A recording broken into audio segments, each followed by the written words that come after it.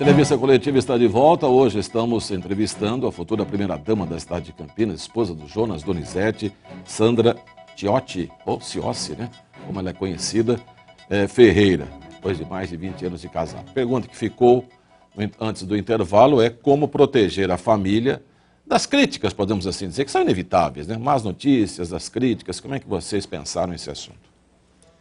Olha, é o que eu te falei na hora que a gente fechou o blog anterior. Eu espero que não tenham más notícias. O Jonas está trabalhando muito para convidar pessoas muito capazes para ajudá-lo na administração, mas a gente também não pode garantir que todas as pessoas sejam completamente honestas o tempo todo. Você pode falhar nessa escolha em algum momento, né? Eu acho que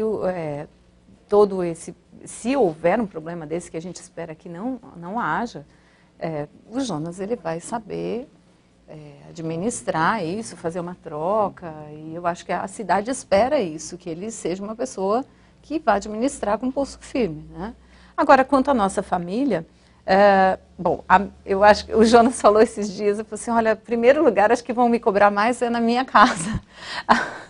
A minha filha mais velha se forma agora em economia, a semana que vem, na Unicamp, e durante esses mandatos do Jonas, ela sempre cobrou muito. Então, em algumas votações, ela chegava a ligar para ele, antes da votação, pai, por favor, veja. Não me mata de vergonha. Pai, por favor. E eles sempre conversam muito sobre os temas que são polêmicos. E ela, com uma visão de economista, né? Sempre conversa, ela tem um ponto de vista. Agora, Sandra, deixa eu voltar mais de 20 anos atrás. Quando você conheceu o Jonas, já sabemos que ele estava lá trabalhando num comício do Magalhães Teixeira. Isso. Mas a pergunta que eu faço é, e você estava lá fazendo o quê? Então, o comício foi na frente da casa da minha avó. Temos duas versões da história, né? A primeira é que Jonas ajudou a montar a estrutura do comício. Ele, na verdade, ele trabalhava na montagem da estrutura e depois, no começo, ele apresentava uma parte do comício até que tinha quantidade de pessoas para ter o discurso final do comício. Então, a minha versão é que ele bateu na casa da minha avó para pedir um pouco de água, porque estava muito sol. Na versão do Jonas, quando ele pensou em beber água, eu já estava com a água do lado dele. Porque ele disse que eu já estava paquerando, oferecendo água. Olha, trazer uma aguinha, trazer uma água. Mas na verdade foi isso. Devemos acreditar em qual das versões? Nas duas. Nas duas. Agora, o Jonas, a convivência familiar dele, talvez melhore até com ele sendo prefeito, porque vai ficar aqui, né? Porque a gente tem a impressão que quem trabalha em Brasília, o caso dele, ou em São Paulo, todo dia fora. Espera uma convivência maior agora em casa do Jonas? Olha, eu não sei se isso vai acontecer, se ele vai ter mais tempo em casa. Claro, tem a vantagem dele estar dormindo na nossa casa todas as noites, que não acontece hoje, porque ele tem que passar a semana em Brasília. Mas o Jonas, ele sempre administrou muito bem tempo para as meninas, ele sempre participou muito de atividade delas. Eu acho que ele nunca faltou a nenhuma apresentação de curso extracurricular que elas tenham feito. A minha filha mais velha dançou durante 18 anos, né? Balé, e a minha pequena faz sapateado já há muitos anos também. Ele nunca perdeu nenhuma apresentação. E hoje, mesmo quando ele está em Brasília, durante todas as noites, a gente tem um horário que a gente liga o Skype e a família conversa no Skype. E funciona bem com imagem também? Funciona tá com imagem. Zezé? Porque eu estava falando da sua filha. Do meu filho. Meu filho está na Espanha, então, e a gente conversa muito por Skype. Aí eu falei para o Zé, mas quando tem feição não proseia e quando proseia não tem feição. Agora, funciona bem, sim. Vivendo numa família de artistas, a senhora, você, né, Sandra? Você, por favor.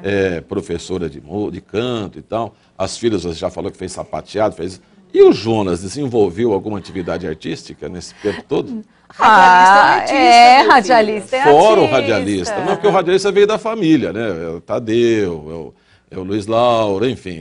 Esse é outra... É a família Ferreira. Você dança balé, isso. Queria saber se desenvolveu alguma coisa familiar. Eu acho que ele nem tem tempo para ter esse tipo de... Eu cobrei há uns tempos atrás, lá no primeiro mandato dele de deputado estadual, eu falei, Jonas, eu gosto tanto de dançar, porque a minha avó, ela dançava num grupo de música, grupo da saudade, né? Tá. E muitas vezes eu acompanhei a minha avó nesses bailes, e então desenvolvi um gosto por assistir. Jonas, vamos aprender a dançar. Ele tentou. Não leva ele tentou. jeito. Mas aí ele tinha um compromisso, não podia ir na aula, acabava faltando 1, 2 aulas, chegava lá, a turma já tinha andado, perdi o passo. Aí ele falou, olha, você me desculpa, mas você vai ficar vai para a próxima encarnação, isso de aprender. Ele até brinca, ele fala que ele só dança comigo, porque eu vou falando para ele. Por falar em próxima reencarnação, a senhora é batista, né? Ou você é batista, sou batista. Que não tem reencarnação. Jonas também é batista? Jonas também. E como é que a senhora... Ai, meu Deus, esse hábito... Não, pode falar como é que você... O Rodrigo acha bonito a gente falar senhora. Você, se quiser agradar ele, então... Ver essa peregrinação dos candidatos, no caso específico do Jonas, que tem que passar por todas as igrejas, né? Numa campanha eleitoral. Como é que você viu isso? Olha, Zé, a gente resguarda muito isso no nosso dia a dia. Na nossa igreja, nós nunca pedimos voto, nunca, nem nessa campanha, nem em nenhuma outra. O nosso pastor, ele se propõe, e alguns membros da igreja, essa eleição especificamente, eles tinham um horário que eles se reuniam para orar pela nossa família, para o Jonas, mas também pela nossa família, mas nada que a gente subisse em púlpito para pedir voto, não, de jeito nenhum. É um modo que nós vemos, né? Eu acho que se você crê em Deus, eu acho que você teme que está lá o mandamento, né? Por exemplo, não usar o nome de Deus em vão. E você vai pedir para o seu... verdade, eu concordo. Na festa no dia de Nossa Senhora, né, Aparecida, Sim. Todos os candidatos foram lá no Guarani, teve uma missa. Teve. Até eu falei, poxa vida, mas eles vão lá, todo mundo vai lá, tá, mas quero ver quem vai estar lá no ano que vem, quando não tem eleição. Sim. O Jonas vai estar lá no ano que vem, quando não tem eleição? Olha, José, o Jonas, ele não é prefeito das pessoas da nossa igreja, dos membros da nossa igreja. O Jonas é prefeito da cidade de Campinas. A cidade de Campinas não tem só católicos e protestantes, né? Tem uma diversidade muito grande de religiões, e as pessoas, elas têm que saber que elas serão cuidadas independente da religião delas. O Estado, ele não é laico, né? Então, nós estivemos também na posse do arcebispo, acompanhei o Jonas durante a solenidade, e nós temos que administrar, assim, as pessoas que são da nossa denominação religiosa, elas também têm essa consciência, porque a gente comenta muito isso na igreja, não só nós, mas os nossos pastores falam que o Jonas não é despachante das pessoas da nossa denominação, não é isso? Ele tem que administrar para toda a cidade, e em solenidades que sejam do município e que ele seja convidado como autoridade, ele estará presente, sim, claro. Tem mais uma pergunta que eu queria fazer, Sônia. Você viu que ele está... Sônia, é Sandra, em Sandra, lugar. Desculpa, Sônia é Sandra, minha desculpa. mãe. É sua mãe? Oh, por isso que você... Você viu como ele está curioso, né? Ele quase não deixa eu perguntar. Ele está tão tá curioso. Vou fazer só Você está essa percebendo aqui. essa carinha? Nós tínhamos uma pergunta no debate nosso aqui que eu achei muito interessante, né?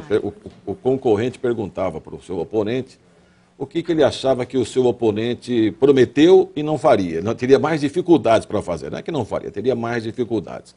A minha pergunta para você é mais ou menos nessa direção. Das promessas do Jonas, qual delas você acha que é a mais difícil para ele executar, para ele cumprir? Olha, eu acho que tudo que o Jonas propôs, né? Que eu acho que é diferente de você ficar fazendo promessas vãs, que você sabe que você não pode cumprir. Mas então, eu vejo que as propostas que foram feitas, ele fez porque ele acredita que ele vai fazer. pode ser que alguma demore os 4 anos e outras ele consiga fazer mais imediato. Então, por isso que é mais difícil. Qual é mais difícil? Olha, eu entendo de administração, eu sou artista. É difícil. Tá. Mas se fosse para eu falar para você o que eu acho que é a pior condição da nossa cidade hoje, não que seja o mais difícil, mas eu vejo que hoje a gente tem a saúde mais precária. Embora a gente tenha problemas na cultura, não temos ali onde fazer apresentações, você se organiza, você vai, busca cidades vizinhas. Eu fui assistir alguns espetáculos esse ano em Vinhedo, que o Teatro de Vinhedo cedeu para algumas companhias de Campinas, muitos em Paulínia. Então, mas você se organiza. Agora, a saúde é complicado, porque quando você está doente, você chega num posto de saúde e não tem uma pessoa para te atender, ou a pessoa te atende e não tem medicamento para você tomar.